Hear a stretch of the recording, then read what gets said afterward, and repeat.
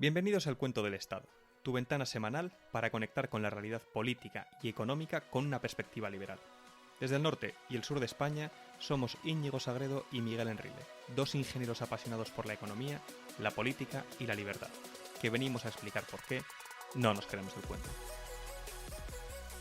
¿Qué tal, Miguel? ¿Cómo estás? ¿Qué tal, Íñigo? Muy ilusionado por este nuevo capítulo del podcast. Sí, joder, lo único que hace un calor aquí, por Dios. Tú, qué calor. O sea, yo soy un pueblo que se llama Écija y ya hace 40 grados, tú. Una cosa increíble. ¿40 grados? ¿Tanto? 40 grados. Pero, bueno, o sea, esto es una temperatura muy alta. Supongo, no sé cómo de normal es. ¿En qué mes estamos, Miguel? Bueno, a ver, esto justo lo hemos grabado en junio, donde todavía no hace 40 grados, pero como lo vamos a subir dentro de un mes más o menos, sabemos que va a hacer 40 grados. Entonces, antes de que llegue el mapa rojo infernal y nos diga que hace un calor brutal y que nos vamos a derretir todos, ya os decimos, hace 40 grados, ninguna novedad. Hace calor y no porque haga calor me puedes cobrar más impuestos, ¿eh? Importante.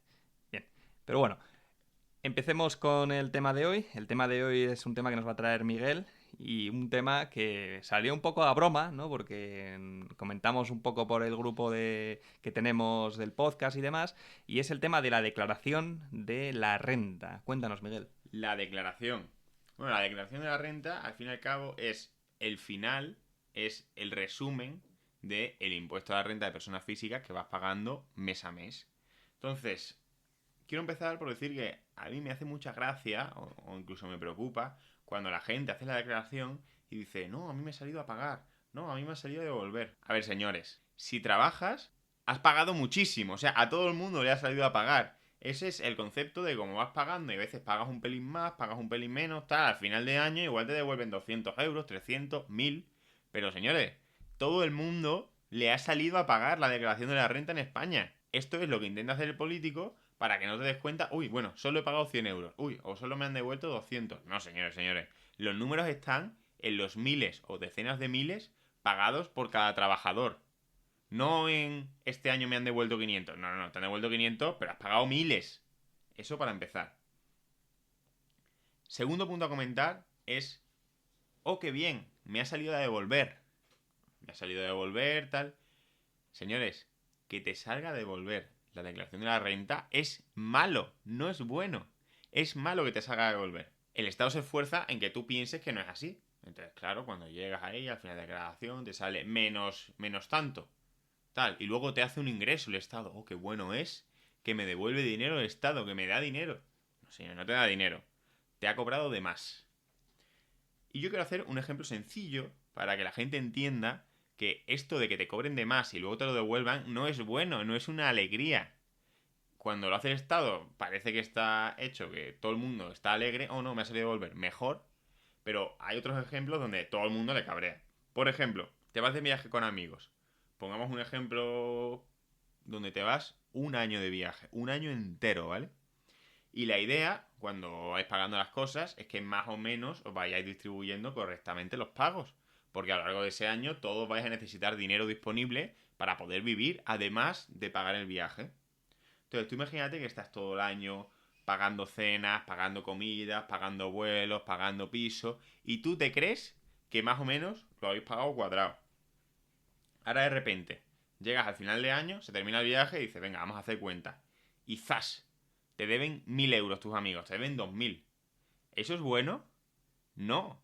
Bueno no es. ¿Y por qué? Porque, joder, a mí me debían de 2000 y si yo hubiese tenido 2000 hace 6 meses, igual me hubiese comprado algo que no tengo porque he pagado de más. O igual hubiese vivido mi vida mejor durante ese tiempo y me lo has quitado. O sea, ¿por qué no puedo tener mi dinero disponible?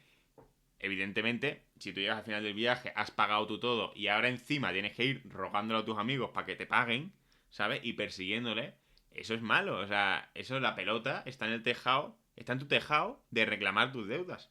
Pues eso es exactamente lo que hace que, si te sale a devolver, lo que ha hecho el Estado. Que ahora tú tienes que rezar para que el Estado te haga una transferencia. Que es totalmente distinto. Si te sale a pagar, por lo menos la pelota está en tu tejado. Tú tienes que hacer una transferencia. Ese es el buen sitio para estar. Donde tú tienes que pagar. Pero el problema lo tiene el otro. Cuando lo haces tú, cuando te sale a devolver, el problema lo tienes tú.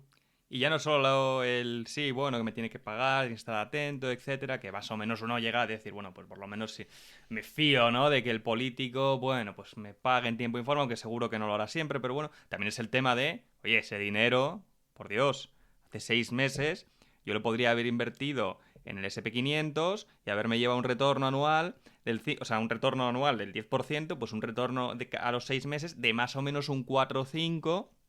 Joder, y no lo he hecho. Entonces, cuando el Estado me tiene que devolver mi dinero, ¿qué? ¿Me lo devuelve con interés? ¿No me devuelve con interés? ¿Me vas a pagar un 4% adicional? Porque ese dinero, el Estado sí que concibe muy bien el tiempo, el valor del dinero en el tiempo. En ese tiempo el Estado lo ha gastado. El político lo ha usado en lo que ha querido. Así con el dinero de miles y miles de personas. Porque no eres solo tú que te devuelven tus 200 euros, tus 300... No, es que hay miles y miles y cientos de miles y billones de españoles a los que pues les ha arrebatado más de lo que les tendría que haber arrebatado. Totalmente. Y además, incluso si alguien dice, no, el SP 500, pero entonces puede bajar. Y señores, si alguien no quiere invertir en bolsa, por ejemplo en el SP 500, hay bancos que te dan el tipo de interés del Banco Central Europeo, o depósitos, o maneras mucho más seguras. O sea, hay formas seguras de rentabilizar ese dinero. Que igual para ti, como ha dicho Íñigo, es poco, pero en conjunto es muchísimo. Y sobre todo la cantidad de dinero que te han dejado sin poder invertir, ¿sabes? Sobre todo la gente que vaya más justa a final de mes, joder, pues haber tenido 1.000 euros durante el año igual sí que le cambia. Que no recibirlos de fondo y igual no pudo pagar la reparación de su coche, por un poner. Por un poner. Bueno, y vamos al siguiente punto, que es que la declaración de la renta está complejizada de manera artificial hasta los extremos. Hasta el punto de que una persona común con sus conocimientos normales no sabe hacerla. O sea, ¿cómo puede ser que sea tan complicado saber lo que tengo que pagar que no sé ni qué me puedo deducir? Y una persona no común también, o sea, quiero decir, no hace falta... Yo creo que el único que sabe hacerla, a lo mejor, es el tío del Tesoro de Hacienda que ha construido el modelo. Porque más allá de eso, yo recuerdo hace nada, lo comentaba con Miguel, lo mirábamos, ¿no? En el PDF este que te sale con todas las entradas. Madre mía, qué cantidad de cosas. Ahora Miguel las va a contar una a una, pero había una cantidad de elementos que es imposible que el ciudadano medio, bueno, ni nosotros, llegamos a entender exactamente qué está pasando en cada elemento. Y esto está perfectamente... O sea, que no es una casualidad, está hecho queriendo. Por ejemplo, la declaración de renta tiene la parte autonómica, la parte estatal, donde cada político de cada zona decide cuánto te quita. Y luego, además, tiene 1.000.000 de deducciones que, como no te pongas tú, te informen muchísimo o vayas a un asesor, que de alguna manera es un impuesto, porque es algo que tú no te tienes que hacer, pero vayas a un asesor a que te diga qué deducciones tienes, pues vas a pagar de más. Nosotros, justo como somos jóvenes y trabajamos, pues no tenemos ninguna deducción de ningún tipo. Ninguna de ningún tipo. Entonces, nuestra declaración de renta es muy sencillo. Te declaro el borrador y como no me puedo deducir nada, pues ya está. Somos la base de la pirámide, que alimenta el sistema que los políticos tienen vamos, en funcionamiento y justo no tenemos ninguna deducción, con lo cual no es muy complejo en nuestro caso. Y el político sabe todo. El político ya sabe tu declaración de la renta. Es decir, el político sabe si tú tienes 3 hijos, una persona dependiente, vives en tal localidad, entonces tienes derecho a tal deducción. Ese tipo de cosas ya las sabe. Si se la decimos una y otra vez, nos la preguntan una y otra vez. Ahora, como no la pongas tú en la declaración de la renta o te equivoques al ponerla, buena suerte. Si no la pones, te lo cobrarán. Y si la pones mal, te lo cobrarán con recargo. La vergüenza es que existan empresas que se dediquen precisamente a hacerte la declaración de manera sencilla, que no es ya un asesor fiscal porque, oye, tengo ingresos en empresas en varios países. No. Que gente con nómina, que su declaración tenía que ser ABC, la cosa más sencilla del mundo, tenga que recurrir a empresas que han surgido, como por ejemplo una empresa concreta que no nos patrocina ni nada, pero que hace esto, que es TaxDown, que lo que hace es que te pregunta un formulario para luego hacerte la declaración con un sencillo formulario. Te va preguntando dónde vives, cuántos hijos tienes, cuánto has cobrado, de qué pagadores, tal, de manera sencilla, y con eso te hace la declaración y le baja los impuestos a la gente. Con un formulario. Es decir, TaxDown es igual de vergonzoso que exista, como Desocupa.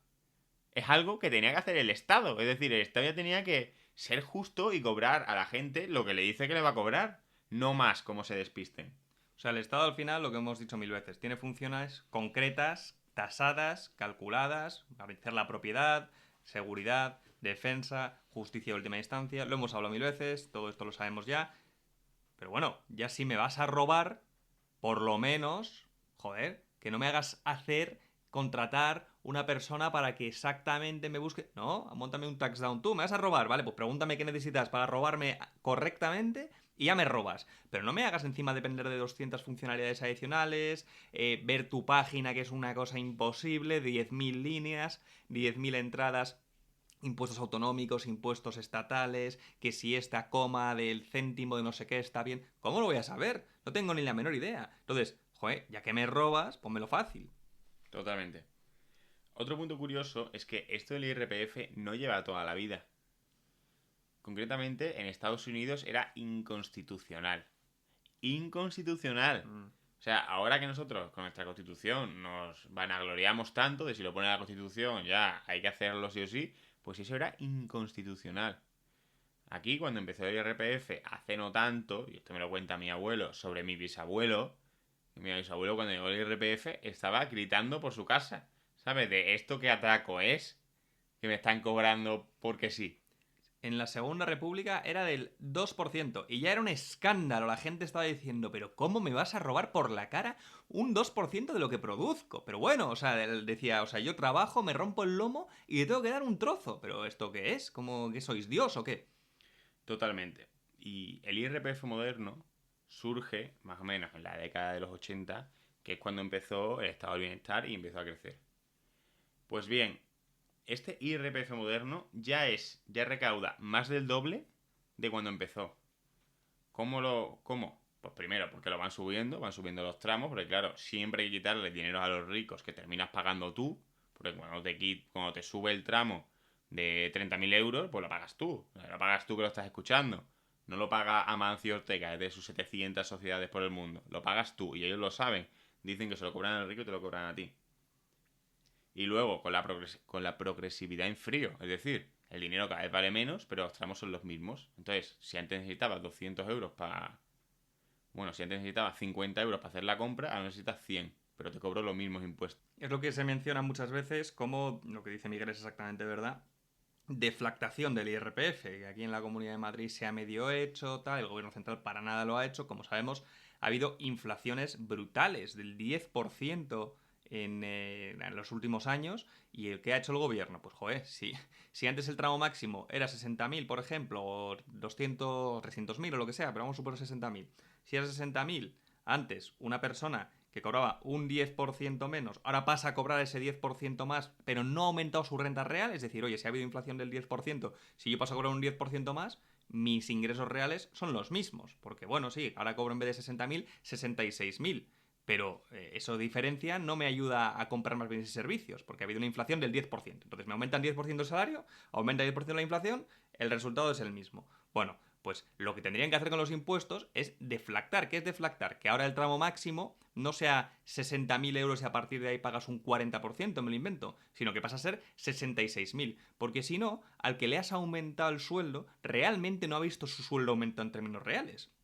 Pone un número más grande, pero en términos reales, en lo que es de rico esa persona, no se lo has aumentado. Pero sí que le has aumentado los impuestos, porque ahora de repente pasa a cobrar 66.000, es el mega rico, entonces ahora pasa a cobrar en ese tramo lo que se paga en el tramo más alto o el segundo tramo más alto. Con lo cual, es un robo que el Estado conoce perfectamente y que Sánchez ha aprovechado muy bien para incrementar el tamaño del gasto público del Estado, de la recaudación, de la voracidad que tiene el Estado. Ha conseguido recaudar muchísimo más porque mucha más gente, no aumentando su riqueza realmente, ha pasado a pagar más impuestos, ha pasado a tramos más altos. Esto es una vergüenza que, de nuevo, como decimos siempre, cuando el Estado complejiza los mecanismos de mira, te pongo un tipo de interés, la inflación, los periodos de... Lo que están haciendo es robarte de formas difíciles de entender, te van complejizando las cosas, pero al final todo el objetivo es el mismo, robarte, en el caso del IRPF brutalmente, algo que Miguel ha dicho claramente que era inconstitucional antes y ahora está normalizado, pero es robo, robo masivo y constante.